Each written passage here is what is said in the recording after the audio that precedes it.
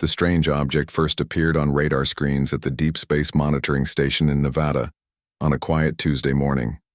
The blip was small, but it moved in a way that made the technicians look twice. Natural objects didn't change direction. Like that? "Sir, you might want to take a look at this," said Mark, the night shift supervisor, pointing at his screen. His finger traced the object's path as it moved steadily toward Earth from beyond Mars. His boss, Dr. James Miller, leaned forward, the blue light of the monitor reflecting in his glasses. At 55, Miller had spent most of his life watching the stars, searching for signs of life beyond Earth. Now something was watching back. "How fast is it moving?" Miller asked, his voice calm despite the racing of his heart. "Too fast for an asteroid, sir. And it's slowing down, like it's breaking." Miller's mouth went dry. Natural objects didn't break. Within hours, observatories around the world had trained their telescopes on the object. The military was notified. By nightfall, the president had been briefed, and an emergency meeting of world leaders was scheduled for the following morning. Miller barely slept that night. For 30 years, he had studied the possibility of alien life, written papers, given lectures. Now, faced with actual proof, he felt strangely unprepared. The next morning, Miller walked into a conference room filled with military officers and government officials. Screens lined the walls, showing the object from different angles. It was clearer now. A dark metallic shape with strange protrusions that might have been weapons or sensors or something. Humans had no words for yet. "Dr. Miller, what are we looking at?" asked General Parker, a stern-faced man with close-cropped gray hair. Miller cleared his throat. "It's artificial, that much is certain. The shape, the movement patterns. This is a spacecraft, and given its trajectory and speed, it's heading directly for Earth." The room fell silent as the implications sank in. "Have they responded to our signals?" asked a woman at the far end of the table. Captain Kate Davis from Military Intelligence wore her dark hair pulled back in a tight bun, her uniform crisp and perfect. "We've been broadcasting on all frequencies," Miller replied.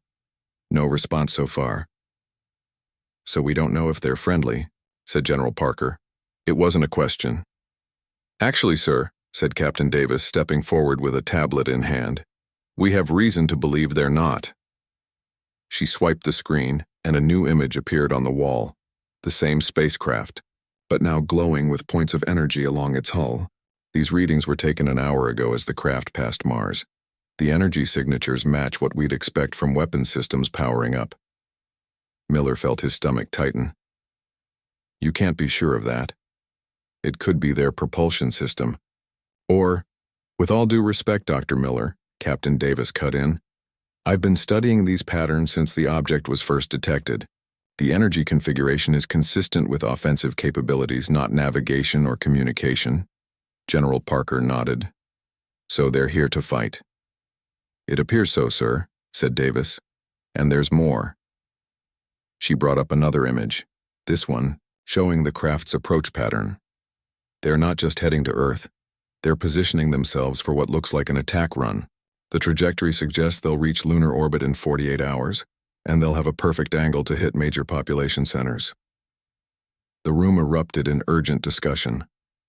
Miller found himself staring at the image of the alien craft, trying to make sense of it all. In all his years of studying potential alien contact, he had never truly believed the first visitors would come with weapons ready. The president's voice cut through the noise. "What are our options?" An uncomfortable silence followed. Earth had no defense system capable of stopping a spacecraft with technology advanced enough for interstellar travel. "Sir," Captain Davis said finally, "I've been working with some of our best engineers on this. There might be a way to disable the craft before it reaches Earth orbit." All eyes turned to her. "We've detected what appears to be a central power source on the craft. If we could reach it with a properly calibrated electromagnetic pulse device, we might be able to shut down their systems long enough to—" "To what?" asked the president. "Destroy them?" Captain Davis met his gaze steadily. "To defend ourselves, sir." The meeting lasted well into the night. Plans were made, rejected, revised. The world's military forces were put on high alert. but kept quiet to prevent global panic. A small team of specialists was assembled, the best pilots, engineers, and scientists from around the world. Meanwhile, Dr. Miller worked around the clock with a team of linguists and communication experts, still trying to establish contact. Even if they came here with hostile intent, he argued, we should try to talk first.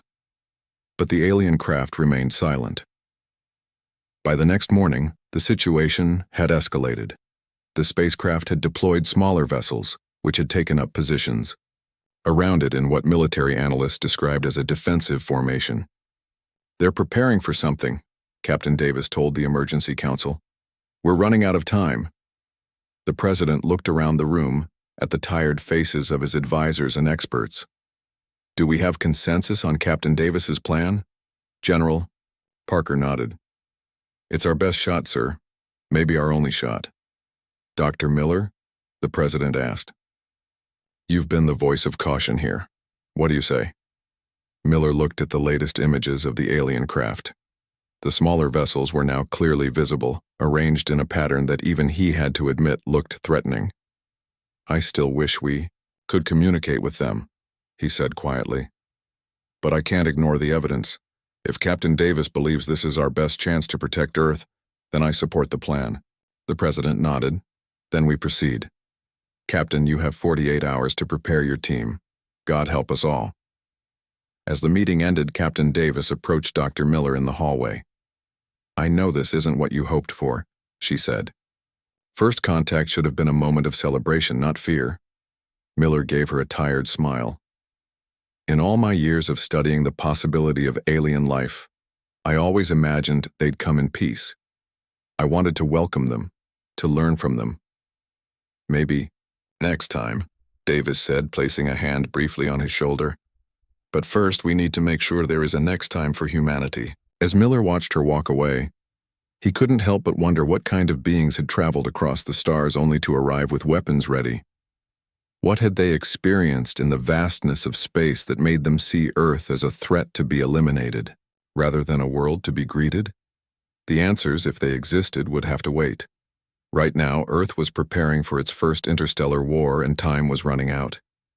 The underground command center buzzed with activity as scientists and military personnel worked around the clock.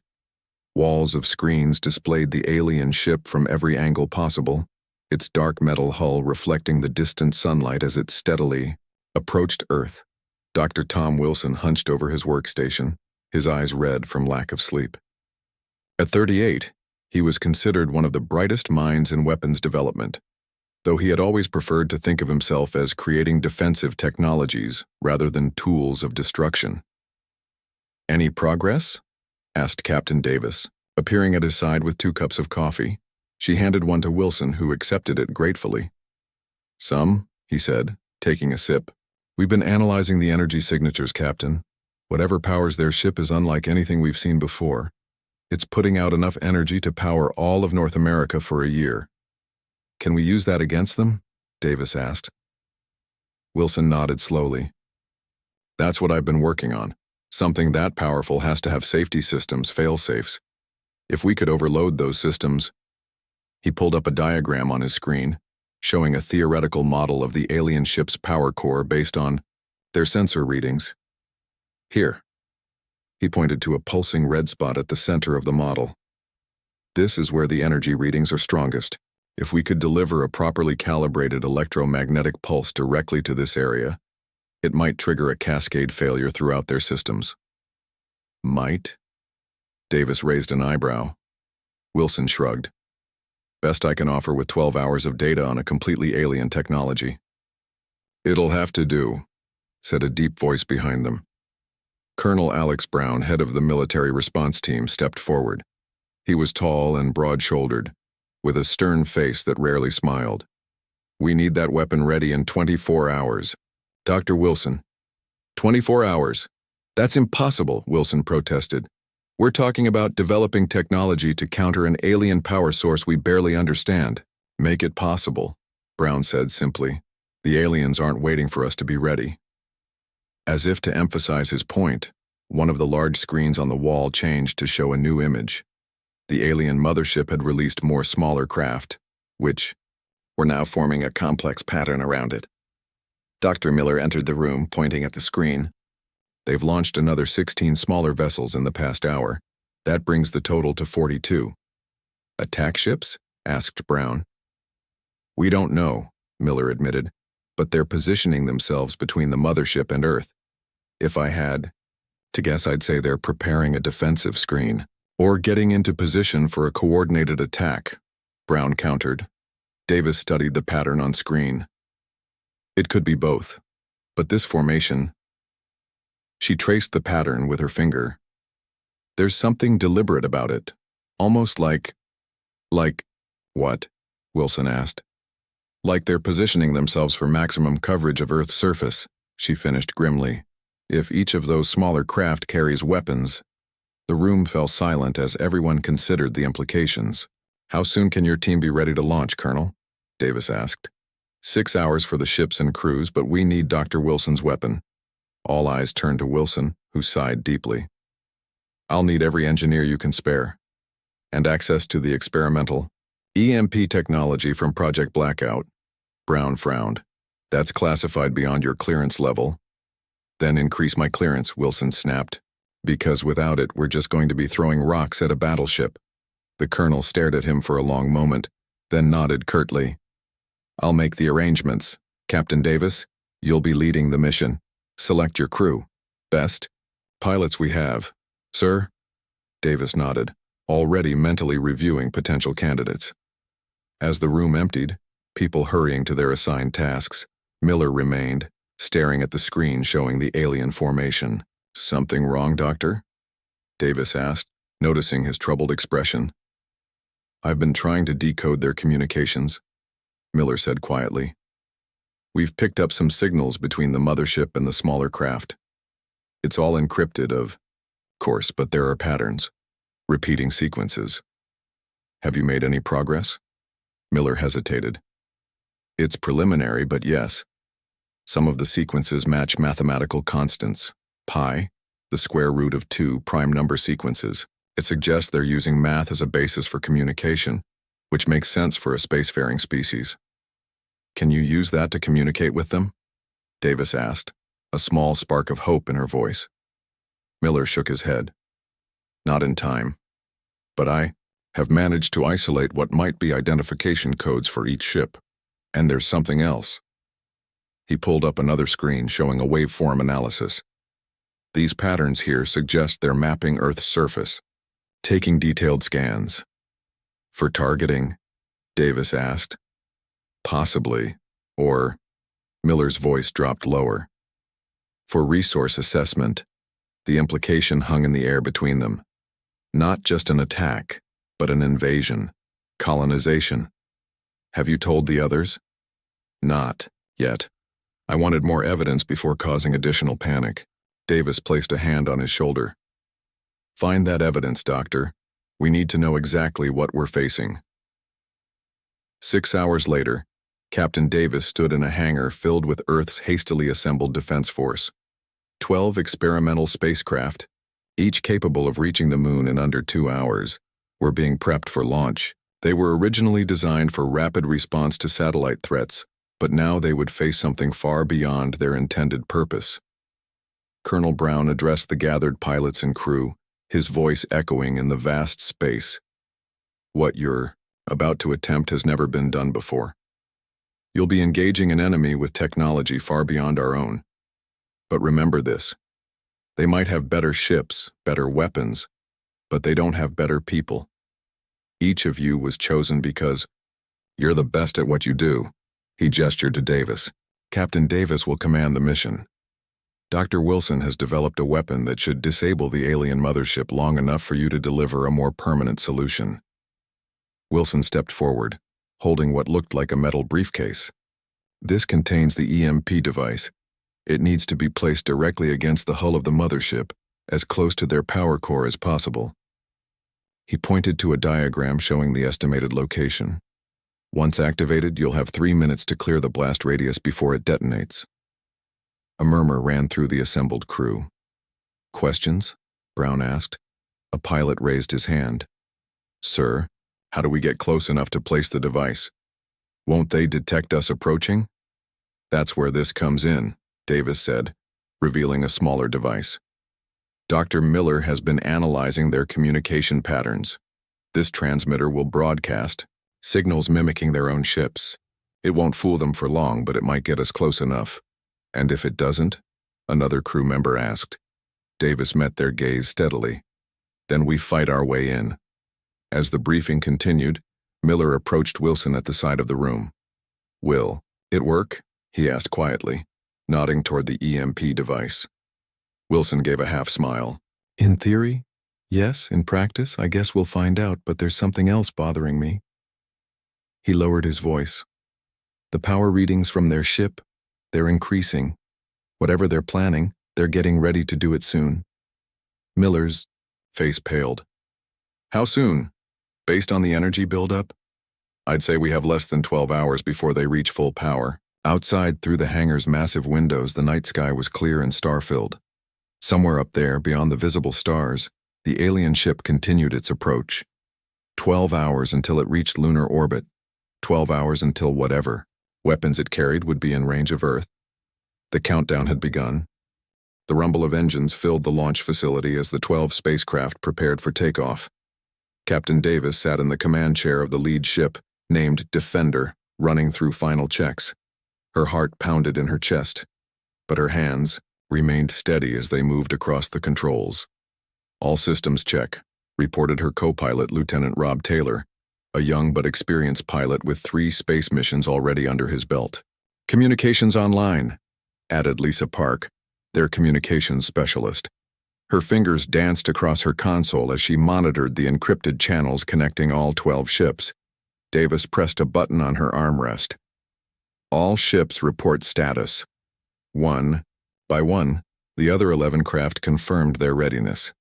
In the cargo hold of each ship, specially trained soldiers prepared the weapons they hoped they wouldn't need to use. The main weapon, Dr. Wilson's EMP device, was secured in Defender's hold, with Dr. Wilson himself sitting beside it making last-minute adjustments. Launch in T-3 minutes, announced the control tower's voice over the comm system. Davis took a deep breath and addressed her fleet. This is Captain Davis. In a few minutes, we will embark on the most important mission in human history. The enemy we face is advanced and dangerous. But remember, they've never faced humans before. They don't know what we're capable of when threatened. She paused, looking at the small photo taped to her console. Her parents and younger brother, at their lake house, all smiling. We each have someone we're fighting for today. Keep them in your hearts. Earth is counting on us. Good luck. To -1 minute, came the countdown. The engines grew louder, vibrating through the ships as they prepared for launch. Davis gripped her controls tightly, her mind focused on the mission ahead. 10, 9, 8. Park glanced nervously at Davis, who gave her a reassuring nod. 3, 2, 1, launch. The force of acceleration pushed Davis back into her seat as Defender shot upward, quickly followed by the other ships. The blue sky outside her viewport darkened rapidly as they ascended, stars becoming visible as they left Earth's atmosphere behind. All ships report successful launch, Park announced, relief evident in her voice. Set course for the intercept point, Davis ordered. Maximum speed. Taylor programmed the coordinates, and Defender surged forward, leading the formation toward the alien ship still hidden behind the moon. In the cargo hold, Dr. Wilson secured his safety harness as the ship stabilized in space. Next to him sat Dr. Miller, who had insisted on joining the mission despite the risks. How's our special package? Davis asked over the intercom. Secured and operational, Wilson replied. The EMP is calibrated to the frequencies we detected. From their power core, it should work. Should isn't good enough, Doctor, came Colonel Brown's voice. The colonel had taken command of Defender's sister ship, Guardian, flying just off their port side. It's the best we've got, Wilson responded tersely. The fleet continued in formation, accelerating toward lunar orbit. Earth shrank behind them, a blue marble against the blackness of space. Captain, Park called suddenly. I'm picking up transmissions from the alien vessels. They're increasing. Put it through, Davis ordered. The bridge filled with strange sounds, electronic pulses and modulations that seemed to follow patterns but made no sense to human ears. Miller leaned forward in the cargo hold, listening intently through his headset. "The patterns are changing," he said. "They're faster now, more urgent." "Have they detected us?" Davis asked. "I don't think so," Miller replied. "The transmissions don't seem to be directed at us. It's more like—" He paused, working through the patterns in his mind. "Like they're communicating with each other, preparing for something. Whatever it is, I don't want to find out," Davis said. "Increase speed. Let's get there before they finish their preparations." The fleet pushed forward, engines straining at maximum capacity. The moon grew larger in their viewports, its cratered surface in sharp detail. "We'll use the moon for cover," Davis instructed the fleet. "Approach from the dark side and swing around to catch them by surprise." The ships adjusted course, dropping into a lower orbit around the moon. As they swung around its far side, shielded, from Earth's view, Park's console lit up with warnings. "Energy spike from ahead," she called out. "Massive readings just beyond the moon's horizon." Davis leaned forward. On screen, the main display activated, showing what awaited them as they cleared the moon's edge. The alien mothership hung in space, far larger than it had appeared in their long-range scans. Its dark hull was covered in strange protrusions and glowing sections. Around it, the smaller craft moved in complex patterns like a swarm of insects protecting their queen. "My God," whispered Taylor.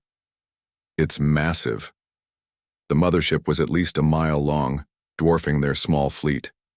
As they watched, parts of its hull shifted and moved, revealing what could only be weapon ports. "They see us," Park said urgently. "Communications between their ships just exploded. They're reacting to our presence." "Activate the signal jammer," Davis ordered. "Project Miller's false identification codes. Let's see if we can confuse them." Activated the device Dr. Miller had prepared.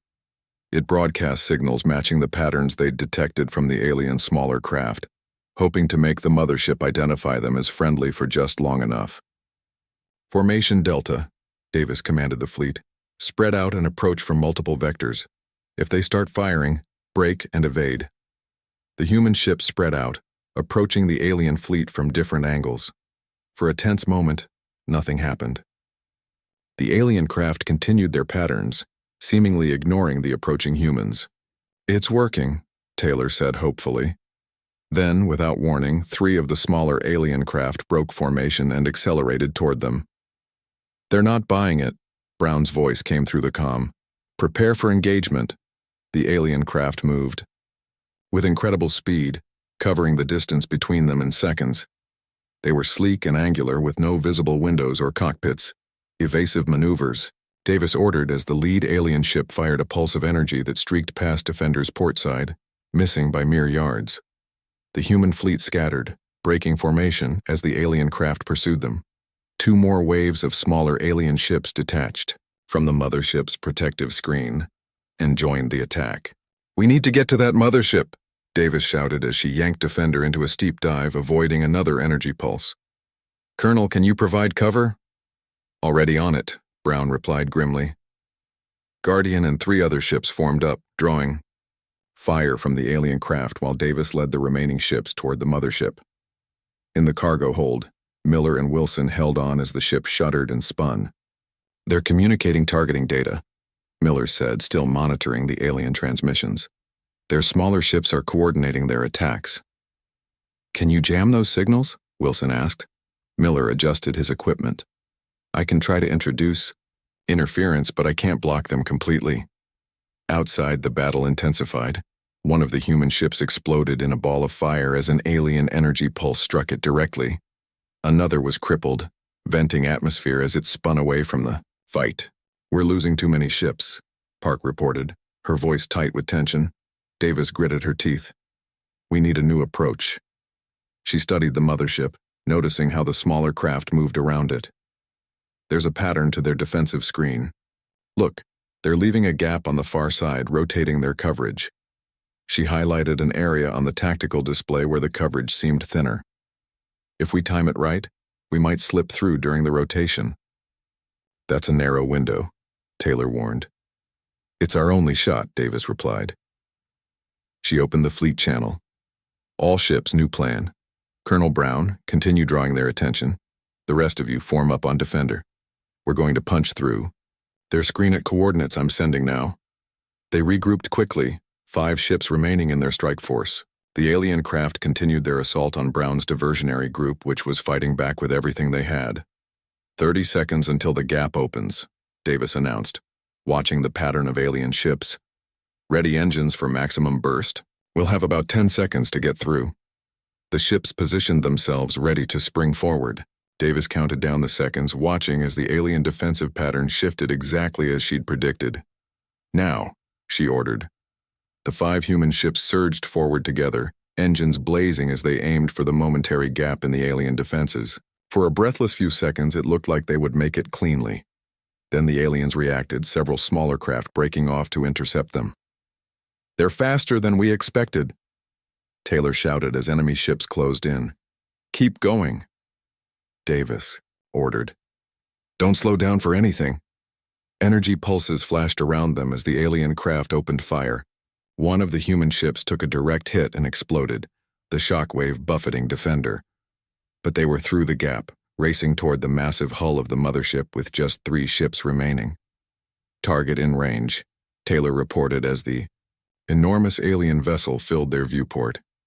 Davis opened the intercom to the cargo hold. "Dr. Wilson, we're approaching the target area. Get ready to deploy." In the cargo hold, Wilson gave a thumbs up to the camera. "Ready when you are, Captain." The mothership loomed before them, its dark surface now just miles away and closing fast. "Almost there," Davis whispered, guiding Defender toward what they hoped was the alien ship's vulnerable heart. The vast hull of the alien mothership filled Defender's viewports, blotting out the stars behind it. Up close, the ship was even more intimidating, its surface covered with strange, shifting patterns of light and sections that seemed to move and reconfigure themselves.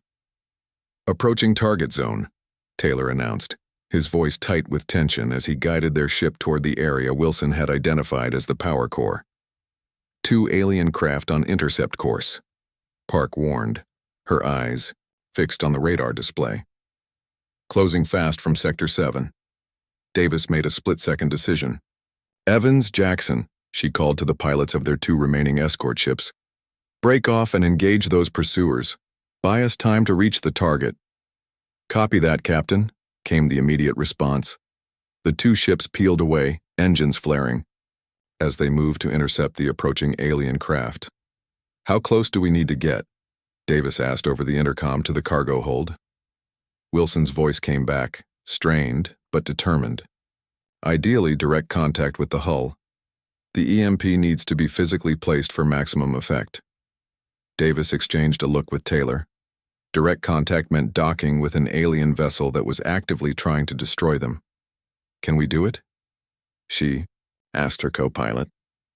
Taylor studied the approaching hull, noting the strange configurations and complete lack of anything resembling a docking port.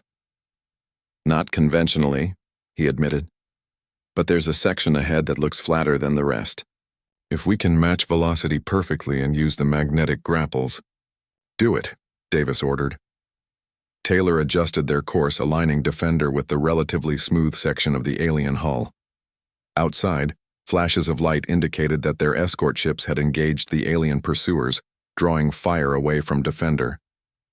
"Extending magnetic grapples," Taylor reported, activating the system normally used for securing cargo in space. "Matching rotation and velocity." The ship shuddered as Taylor killed their relative speed, bringing them into perfect sync with the massive alien vessel. The distance closed to mere meters. "Grapples ready," Taylor said, attempting contact in 3, 2, 1. With a dull thud that resonated through the ship, the grapples made contact with the alien hull. For a moment, nothing happened. Then the readout showed green. The magnets had found purchase. "We're attached," Taylor confirmed, a note of surprise in his voice. "Hull material is responding to our magnets." "Dr. Wilson, you're up," Davis said. "Cargo bay depressurizing now." In the cargo hold, Wilson and Miller secured their helmets, the hiss of escaping air growing silent as the pressure dropped to vacuum. The outer doors began to slide open, revealing the alien hull just meters away. Remember, Wilson said to Miller, and the two spacesuited soldiers accompanying them, we need to place the device as close to the power core as possible. Follow the energy readings on your suits. The four of them pushed off, crossing the short gap between Defender and the alien ship with their magnetic boots connecting with a gentle thud against the dark surface. We're on the hull, Wilson reported, the awe evident in his voice despite the tension. It's warm. I can feel heat through my boots. The material is strange, added Miller, kneeling to examine the surface more closely. It seems almost fluid but solid, like nothing I've seen before. Stay focused, Davis reminded them. Plant the device and get back. Time is critical. Wilson checked the scanner on his wrist. Energy readings are strongest 50 meters to our right. We need to move along the hull. The four figures began walking carefully across the alien surface, magnetic boots keeping them attached despite the lack of gravity. Each step produced a strange sensation. The hull seemed to give slightly underfoot, then firm up again, as if reacting to their presence. Captain, we've got a problem. Park's urgent voice came through the comm. The alien ship is changing. I'm picking up energy surges throughout the hull focused on your location. Davis looked at the sensor readings and felt her blood run cold. The alien ship was indeed reacting, power signatures moving through its structure directly toward where Wilson and his team were walking. Wilson, pick up the pace, Davis ordered. The ship knows you're there. On the hull, Wilson and his team broke into an awkward running gait, moving as fast as their magnetic boots would allow. The hull beneath them began to shift more noticeably, rippling like water. What's happening? One of the soldiers asked, panic edging into his voice. The ship is alive, Miller whispered in awe. Or at least partly organic, it's responding to us. Suddenly, the hull directly ahead of them bulged upward, forming a barrier in their path. Go around, Wilson shouted, changing direction. The team followed, but new bulges appeared wherever they turned, hurting them away from their target. Inside Defender, Davis watched the unfolding situation with growing concern. Dr. Miller, what are we dealing with here? Is the ship somehow sentient? Not sentient, I think, Miller replied, his breathing heavy as he continued moving. More like an immune system. It's treating us like foreign bodies, trying to isolate and expel us. Captain, Park called out. Colonel Brown is reporting that the smaller alien craft are returning to the mothership. They're breaking off their attacks. On the tactical display, Davis could see the alien smaller craft disengaging from combat with the human ships and racing back toward the mothership. They're being recalled, she realized. Something's changed. As if in confirmation, the entire alien ship began to glow with increasing intensity, energy patterns flowing across its surface like rivers of light. Wilson, you need to plant that device now, Davis urged. Something big is happening. On the hull, Wilson and his team had been forced into a dead end, surrounded by rising barriers of the ship's material. The energy readings on his scanner were off the charts. We can't reach the optimal placement point, he reported, his voice tight. The ship is blocking us. Plant it where you are, Davis ordered. We're out of time. Wilson looked at his scanner again. This location will reduce effectiveness by almost 40%. The EMP might not. It's our only chance, Davis cut him off. Do it now. Wilson nodded to the soldiers who quickly helped him place the device against the hull. He activated the arming sequence, his fingers flying over the control pad. Device armed, he confirmed. 3-minute countdown initiated. Get back to the ship immediately, Davis ordered. The team turned back toward Defender but found their path now blocked by more rising barriers. The hull between them and safety was changing rapidly, becoming a maze of shifting walls. We're cut off, Wilson reported, a note of fear finally breaking through his professional demeanor. Inside Defender, Davis made another quick decision. Taylor, reposition the ship. Get as close to their location as possible. Taylor skillfully detached the magnetic grapples and maneuvered Defender along the alien hull, following the signals from Wilson's team's suits. The alien material continued to shift and change, forcing him to constantly adjust their approach. There they are, Taylor said, spotting the four suited figures now trapped in what looked like a closing pit in the alien hull. Extending emergency, Tethers, Davis announced, activating the rescue system. 4 cables shot out from Defender's cargo bay toward the stranded team. Grab the tethers, Davis called over the comm. Wilson and his team reached for the approaching cables as the alien surface beneath them continued to close in. Each managed to grab hold of a tether, just as the surface where they'd been standing sealed completely. Retracting.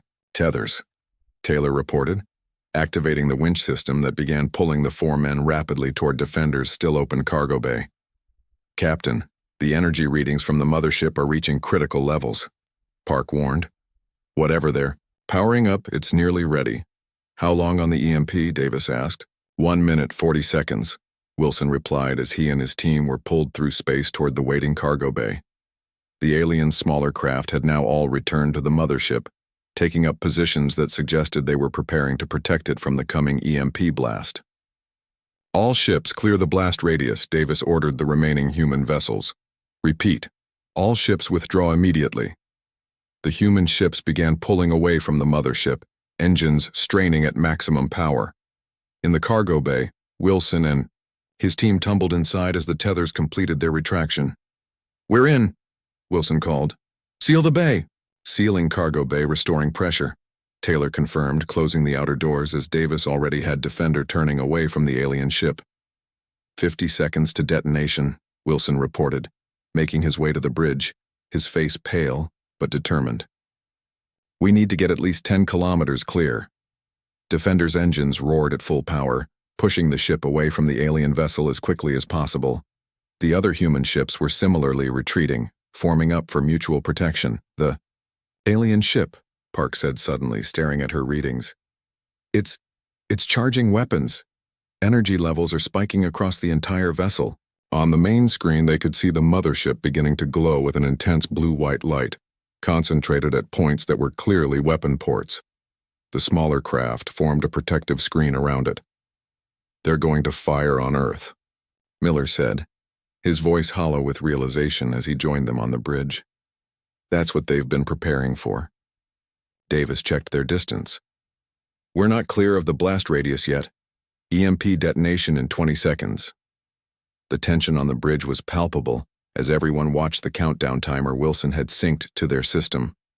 The alien mothership grew, smaller behind them, but its glow intensified, becoming almost too bright to look at directly. 10 seconds, Wilson announced. "Brace for electromagnetic pulse," Davis ordered. "All ships, cut power systems on my mark to minimize damage to our own craft." The countdown reached 3 seconds. "Cut power now." Throughout the human fleet, engines died and systems went dark, leaving the ships drifting on their established trajectories away from the alien vessel. In the silence that followed, all eyes turned to the viewports, watching as the timer reached 0. For a moment, nothing seemed to happen. Then a pulse of invisible energy radiated outward from the alien ship, detectable only by the wave of distortion it created against the starfield behind it. The effect on the alien mothership was immediate and dramatic. The brilliant glow flickered and died across sections of the hull. The smaller craft surrounding it spun out of formation, their synchronized movements faltering. "It's working," Wilson exclaimed. But the celebration was premature. Though damaged, the mothership's core systems remained active, its central section still glowing with power. "The pulse wasn't strong enough," Wilson said, disappointment heavy in his voice. "We couldn't get close enough to the core." The alien smaller craft were already recovering, their movements becoming coordinated once again as they formed a tighter defensive screen around the damaged mothership. "Restore power," Davis ordered. "Prepare for evasive maneuvers." As the human ships came back online, Davis stared at the wounded but still dangerous alien vessel. They had failed to destroy it, and now they had revealed their hand. The next move belonged to the aliens, and based on the energy reading still building within the mothership, that move was going to be devastating. The wounded alien mothership hung in space, parts of its vast hull dark and lifeless while others pulsed with renewed energy. The human fleet regrouped at a safe distance, the crews watching anxiously as the alien vessel struggled to recover from the EMP blast. "Damage assessment?" Davis asked, her eyes never leaving the main screen.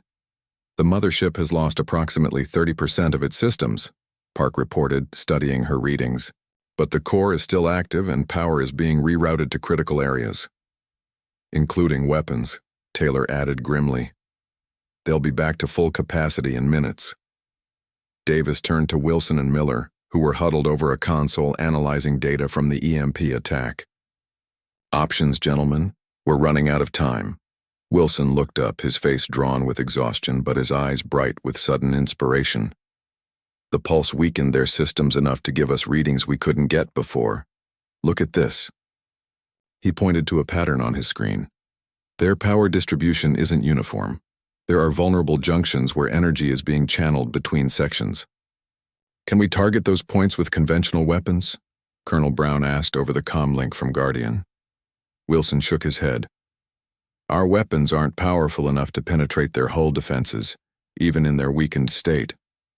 Miller had been unusually quiet, staring at the data scrolling across the screen. Wait, he said suddenly. The EMP didn't fail completely. Look at these patterns in their power fluctuations. He highlighted a rhythmic oscillation in the energy readings. Their systems are struggling to compensate, creating a resonance pattern. Wilson immediately understood. If we could amplify that resonance, we could trigger a cascade failure, Miller finished. How? Davis asked. We've used our only EMP device. Wilson thought for a moment, then turned to Miller. The device you created to mimic their communications, could we modify it to transmit a signal matching that resonance frequency? Miller's eyes widened. Theoretically, yes, but we'd need to get much closer than we are now, almost as close as before. And they'll be ready for us this time, Davis pointed out. Their smaller craft are already reforming defensive positions. The bridge fell silent as everyone contemplated the seemingly impossible task. Then Colonel Brown's voice came through the comm again, steady and determined. Captain Davis, what if you had a clear shot at that mothership? No defensive screen to worry about. Davis frowned. That would change everything, but Guardian still has functional weapons, Brown continued. So do Evans and Jackson's ships. We'll draw off their defensive screen, give you a clear path to deliver that signal. The implication was clear. Brown was suggesting a suicide mission, sacrificing his ship and crew to give Defender a chance. Colonel, I can't let you do that, Davis began. Not your call, Captain, Brown replied. Earth comes first. Always has. Before Davis could argue further, alarms blared across Defender's bridge. Energy spike, Park shouted. The mothership is powering weapon systems. On the main screen, they could see the alien vessel's damaged sections beginning to glow again as it restored power. At its front, a massive aperture was opening, revealing what could only be the main weapon. It's targeting Earth, Miller said, horror in his voice. They're going to fire. The decision was made for them. They had no time left for debate. Colonel, proceed with your plan, Davis ordered, her voice tight but resolved. We'll make your sacrifice count. Good hunting, Captain, Brown replied simply. Guardian and the two remaining escort ships broke formation, accelerating directly toward the alien mothership and its protective screen of smaller craft. Immediately, the alien vessels moved to intercept, just as Brown had predicted. They're taking the bait, Taylor observed. Path is clearing to the mothership's port side. Miller, Wilson. How quickly can you modify that transmitter? Davis asked. 2 minutes, Miller replied, already working on the device. You have one, Davis told him. Taylor, plot an approach vector. We'll swing around the moon and come at them from below their plane of focus. Defender's engines fired, pushing the D ship away from the battle and around the lunar surface. Behind them, flashes of light indicated that Brown's diversion had engaged the alien craft in combat. In the cargo bay, Miller and Wilson worked frantically on the transmitter, rewiring it to emit a signal matching the resonance pattern they detected in the mothership's damaged systems. Frequency locked, Miller announced just as they completed their circuit behind the moon. The transmitter is ready. Coming around now, Taylor reported. Approach vector clear. All alien craft are engaged with Guardian's group. The scene that greeted them as they cleared the moon's edge was one of desperate battle. Guardian was surrounded by alien ships, taking heavy fire but still fighting, drawing attention away from Defender's approach. The other two human ships were already drifting, dark and lifeless. "Colonel Brown is buying us time," Davis said quietly. "Let's not waste it." Defender accelerated toward the mothership's exposed flank. The massive alien weapon was now fully revealed, gathering energy for what would surely be a devastating attack on Earth. 30 seconds to optimal transmission range, Wilson reported from the cargo bay, where he and Miller had set up the modified transmitter. On the bridge, Park suddenly stiffened in her seat. "Captain, I'm picking up a new transmission from the mothership. It's different from the others." "Put it through," Davis ordered. The bridge speakers emitted a series of pulses, but these were slower, more deliberate than the rapid communications they'd intercepted earlier. Miller's voice came over the intercom, excitement breaking through his exhaustion. "That's not ship-to-ship communication. That's a message. They're trying to communicate with us." "Are they surrendering?" Taylor asked hopefully. Miller listened, intently. "No, it's a warning. They're telling us to stand down or be destroyed." "So they can talk to us," Davis mused. "They just chose not to until now." 15 seconds to transmission range, Wilson reminded them. Davis made her decision. They had their chance for diplomacy. They chose war. We're proceeding with the plan.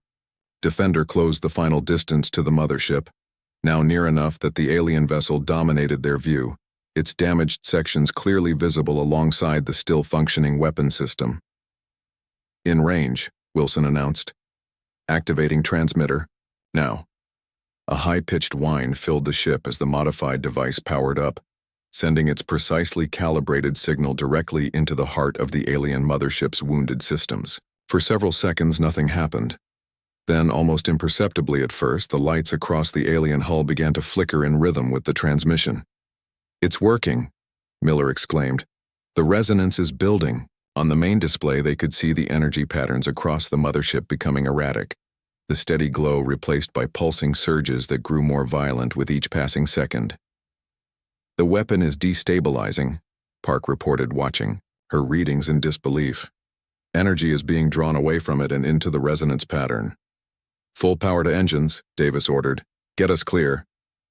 Defender's engines roared as Taylor pushed them away from the increasingly unstable alien vessel. Behind them, the mothership's hull was now rippling visibly, sections buckling as the resonance tore through its systems. "All remaining human ships, clear the area immediately," Davis broadcast on all frequencies. "Repeat, clear the area." Guardian, somehow still functioning despite the heavy damage it had taken, broke away from the battle with the smaller alien craft.